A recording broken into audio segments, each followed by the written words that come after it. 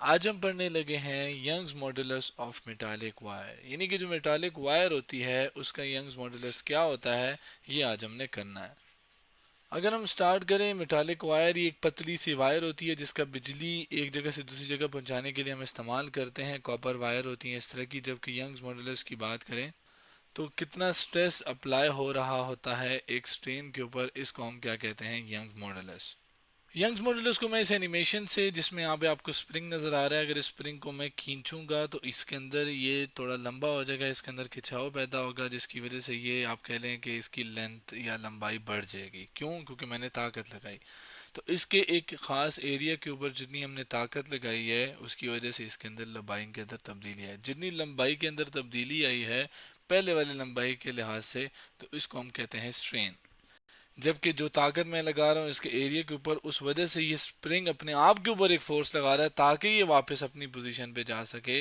तो वो अपने आप के ऊपर जो ताकत लगाता है उसे हम क्या कहते हैं, उसे हम कहते हैं रिस्टोरिंग फोर्स या स्प्रिंग फोर्स, जो कि ऑपोजिट होती है। मैं इसको इस तरफ लगा रहा हूँ, वो अपनी तरफ उधर लगा रहा है, तो वो जो फोर्स लगा रहा है एरिया के ऊपर उसे हम कहते हैं स्ट्रेस। तो ये स्ट्रेस जो कि स्ट्रेन है, जिसकी वजह से फिर स्ट्रेस पैदा हो रहा है। और इस यंग्स मॉडुलस को हम कैलकुलेट कैसे करते हैं? इस यंग मॉडुलस को हम कैलकुलेट करते हैं कि अगर हम स्ट्रेस को स्ट्रेन पर डिवाइड कर दें। अब यही चीज़ मुझे मेटालिक वायर को, यानी उसको भी मैंने खींचना है और चेक करना है कि इसके अंदर कितना स्ट्रेन पैदा होता है, स्ट्रेस, या कितनी मेरी ताकत या कोई भी ताकत इसके ऊपर हम लगाएं, फोर्स लगाएं, तो कितना इसका अंदर स्ट्रेन पैदा होता है और क्या स्ट्रेस होता है, और उसके लिहाज से फिर हम मॉडुलस पे निकालेंगे, यंग्स मॉडुलस। ये तो चले एक फार्मूला हो गया ना, निकाल लिया। फर्ज करें एक नंबर आ भी गया, तो वो नंबर 5, 10, 15 जो भी नंबर आता है उससे मतलब क्या होगा? यानी यंग मॉडुलस हमें बताता क्या? असल में यंग मॉडुलस हमें बताता ये है कि how a material will behave under some force, यानी कि इसके ऊपर, किसी भी मटेरियल के ऊपर ताकत लगाई जाए तो वो किस तरीके से बिहेव करता है, कितना खिंच जाता है, कितना, एक ऐसा ना हो कि फोर्स लगाएं वो टूट जाए। तो वो उस चीज़ के बारे में हमें पता चलता है कि जब फोर्स लगे एक मटेरियल के ऊपर तो उसके ऊपर क्या फ़र्क पड़ता है। यही बात हम मेटालिक वायर के ऊपर भी चेक करेंगे।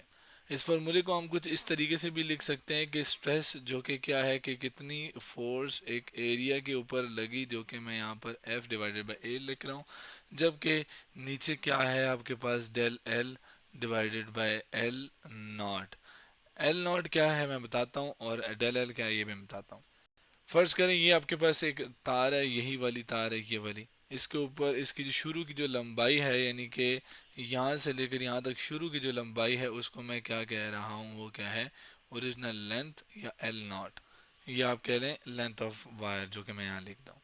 ज़ाहिर है इसके ऊपर जब फोर्स लगेगी, कोई कोई ताकत लगेगी, उसकी वजह से इसके अंदर लंबाई आएगी। तो कितनी लंबाई के अंदर तब्दीली आई है वो हमारे पास है डेल एल, जो कि चेंज इन लेंथ है। ये डेल, ये जो ट्रायंगल जैसी चीज़ नज़र आ रही है, तब्दीली के लिए हो रही है, और एल का मतलब लेंथ के अंदर तब्दीली। तो ये लेंथ के अंदर कितनी तब्दीली आई है ये हमें यहाँ पर पुट करेंगे।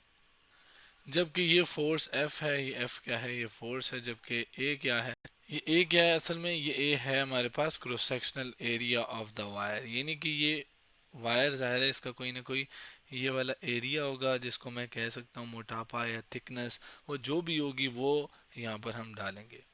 अब देखें, ये तो मैंने, अब ये फार्मूला है Young modulus F divided by A divided by del A divided by L naught, मतलब ये एक फार्मूला है, इससे मैं यंग मॉडुलस निकाल सकता हूँ।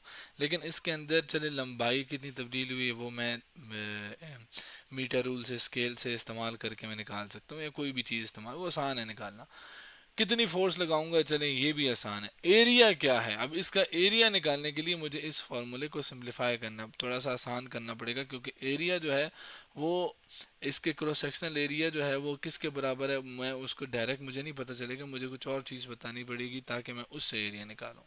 अब इसके क्रॉस सेक्शनल एरिया की अगर हम बात सामने से देखें ना, मतलब ये जो चीज़ है, ये आप इस तार को यहाँ से देख रहे हो, तो जब आप इसको देखोगे तो ये आपको एक सर्कल से नज़र आएगी, मतलब ये ऐसा लगेगा जैसे गोल सी चीज़ है।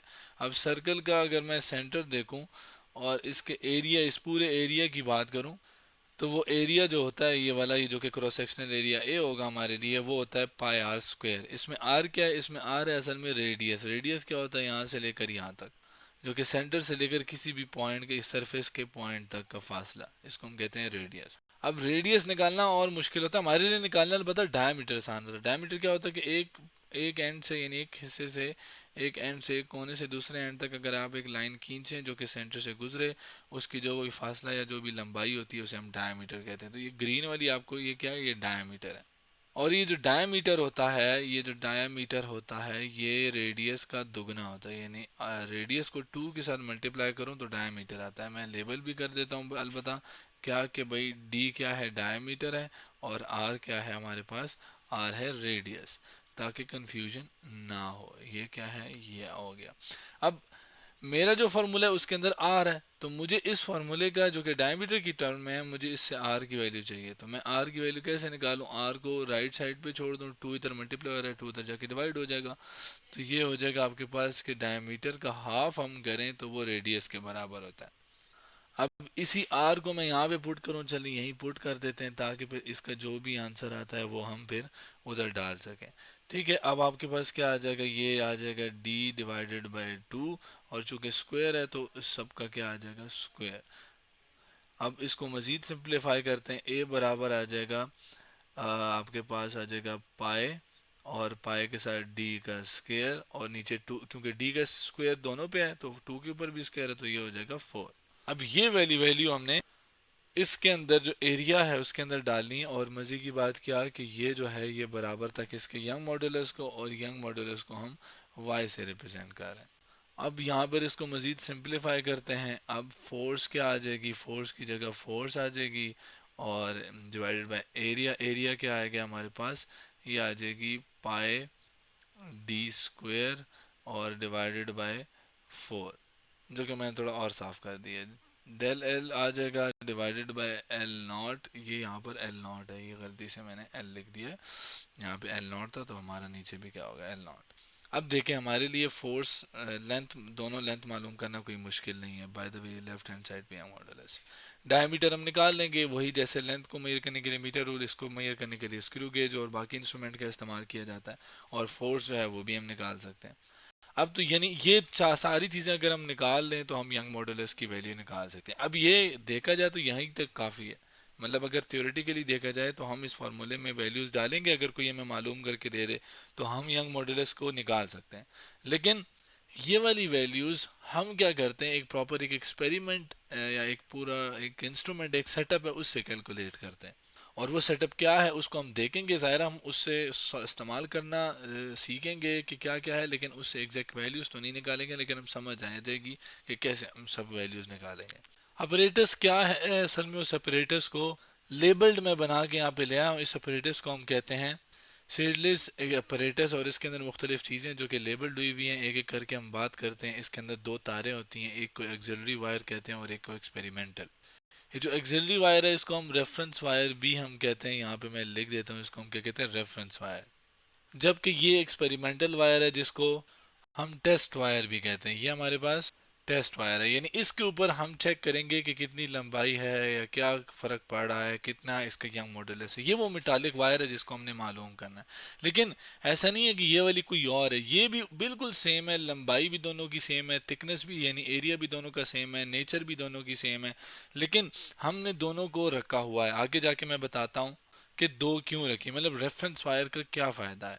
ये बात पहले मैं यहाँ पे लिख दूं कि both wires will have same length and diameter, दोनों की डायमीटर सेम होंगे।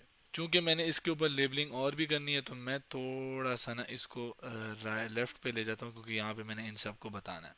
नीचे आएंगे ना तो ये आपके पास एक पूरा सेटअप लगा हुआ है। इन दोनों चीज़ों के साथ हमने ये एक रॉड सा कनेक्ट किया हुआ है जिसे स्पिरिट लेवल कहते हैं। ये रॉड असल में, ये स्पिरिट लेवल क्या है कि ये मालूम करेगा कि अब फ़र्ज़ करें ये लंबा हो गया, तो इसके लंबा होने की वजह से ये थोड़ा नीचे शिफ्ट हो जाएगा, ये ऊपर ही रहेगा। ये अगर लंबा होगा तो ये नीचे जाएगा, उससे ये लेवल ख़राब हो जाएगा। तो इसका हम इस्तेमाल करते हैं कि लेवल चेक करने के लिए कि आया दोनों की लंबाई सेम है या नहीं। कैसे, फ़र्ज़ करें इसके ऊपर हमने कोई ताकत लगाई जिससे ये नीचे हुआ, लेकिन अब ताकत हमने हटा दी तो ये वापस अपनी जगह पे आ जाना चाहिए। तो वापस जगह पे आने का मतलब कि ये लेवल दोबारा से सीध में आ जाना चाहिए। यही बात मैं लिख भी देता हूँ कि detect tiny tilts of cross bar when the experimental wire extend, यानी कि जब एक्सपेरिमेंटल वायर के अंदर एक लंबाई है थोड़ी लंबी हो जाती है, एक्सटेंड हो जाती है, तो ये इसको टिल्ट, थोड़ा सा नीचा होना जो है, इसको डिटेक्ट करने के लिए हम इस्तेमाल करते हैं। असल में इसमें सिर्फ ये नहीं है, ये मैं यहाँ बाय द वे यहाँ पे इसको यूं लेबल कर देता हूँ, लेकिन असल में इसके जो डिटेक्ट करना है, यानी हमें कैसे नजर आएगा, हम इस इधर एक बबल सी होगी, एयर बबल, उससे हम अंदाजा लगाएंगे। इधर एयर बबल होती है वो अपनी जगह पे होगी, अगर ये इधर नीचे टिल्ट होगा तो उसके अंदर मोशन आएगी, या तो राइट या तो लेफ्ट हो जाएगी, तो उससे हमें पता चलेगा अच्छा ये इसके अंदर टिल्ट आया है। तो वो उससे फिर हमें अंदाजा होगा कि अच्छा कितना टिल्ट आया है। और बाकी यहाँ पे अगर नीचे आए तो फेरोमीटर स्क्रू है, ये असल में माइक्रोमीटर या स्क्रू गेज जिसको जिसका इस्तेमाल हम करते हैं लेंथ वगैरह मैयर करने के लिए। तो ये आपका काम, इसका क्या use to measure the smallest reading as well, यानी छोटी सी छोटी रीडिंग को भी नापने के लिए हम इसका इस्तेमाल करते हैं। असल में मेन काम इसका यही है कि लंबाई मैयर का है, वैसे मीटर रूल भी कर सकते हैं, लेकिन ये छोटी सी छोटी रीडिंग भी मालूम करके दे सकता है। अब यहाँ पे एक और चीज़ है पिच स्केल, असल में ये दोनों एक दूसरे के साथ कनेक्ट होते हैं, और ये एक रीडिंग तो देता ही देता है ये ये स्क्रू गेज की तरह जो है, लेकिन ये पिच स्केल ये असल में क्या करता है कि ये इस रीडिंग को मज़ीद अच्छा कर लेता है। यानी ये अगर कोई भी वैल्यू दे रहा है तो ये आप कह लें 0.001 मिलीमीटर तक हमें जो लंबाई है वो दे सकता है। अगर छोटी सी छोटी भी हो तो वो लंबाई हमें या लेंथ जो है वो दे सकता है। सारा किसकी वजह से, पिच स्केल की वजह से। यहाँ पे आपको डिस्क नज़र आ रही है, असल में डिस्क कनेक्ट करती है स्केल को और इस जो स्पिरिट लेवल बार नहीं है इसको। अब जब हमें एक मेजरमेंट मिल जाएगी तो इसका मेजरमेंट हमें कैसे मिलेगी स्पिरिट बार के लेवल से, तो इसको कनेक्शन यानी कि इससे नीचे होना इसका ऊपर होना, उसका जो कनेक्शन है कि उसकी वजह से फिर मीटर हमें कोई ना कोई लेंथ या लंबाई देगा। तो वो कनेक्शन जो है ये इसका काम है कि ये स्पिरिट लेवल और पिच या ये जो स्क्रू के गेज है इसको क्या करते हैं कि कनेक्ट करवाता है ये डिस्क। आगे आए तो आपको यहाँ पे हैंगर नज़र आ रहे होंगे। हैंगर का बेसिकली काम यह है कि होल्ड द स्लॉटेड वेट, यानी जो वेट हम तब्दील करेंगे वो हमारे पास बार बार सॉरी रखना किधर है हमने, इस हैंगर के ऊपर। अब स्लॉटेड वेट यहाँ पे लिखा है, यहाँ पे एक लिखा हुआ है डेड लोड। अब डेड लोड असल में होता है वो लोड जो कि फिक्स्ड है, यानी जिसको हम तब्दील नहीं कर रहे। असल में ये जो डेड लोड है या फिक्स्ड है ये लगाया जाता है टेस्ट वायर के ऊपर, सॉरी रेफरेंस वायर के ऊपर या ऑक्सिलरी वायर के ऊपर, जबकि जो स्लॉटेड वेट जो कि तब्दील हुआ हुआ वेट है वो लगाया जाता है टेस्ट वायर के ऊपर।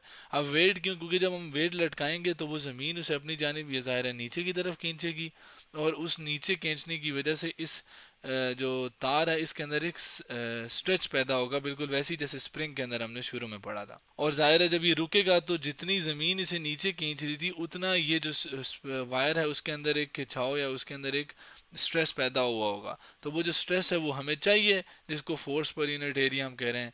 तो वो कितनी फोर्स लगेगी, एरिया तो चले थिकनेस तो हमें पता चल गया है एरिया के लिए, लेकिन वो फोर्स कितनी लगेगी, वो फोर्स जितना हमने वेट लगाया होगा उतनी आपके पास फोर्स होगी। तो इसका मतलब है यहाँ पर जो वेट है, जो वजन होगा इस वेट का या जो भी चीज़ हम लगाएंगे वो ही हमारी फोर्स है, यानी जो हमारा फोर्स वाला निकालने वाला काम था वो भी आसान हो गया। अब वो भी हमारे पास हम आसानी से वेट के ज़रिए निकाल सकते हैं। तो ये थी सारी चीज़ें इस अपरेटस के अंदर। जैसे मैंने कहा कि हम वेट डालेंगे तो उससे क्या होगा कि एक लंबाई पैदा होगी, लंबाई हम स्केल से नोट कर लेंगे।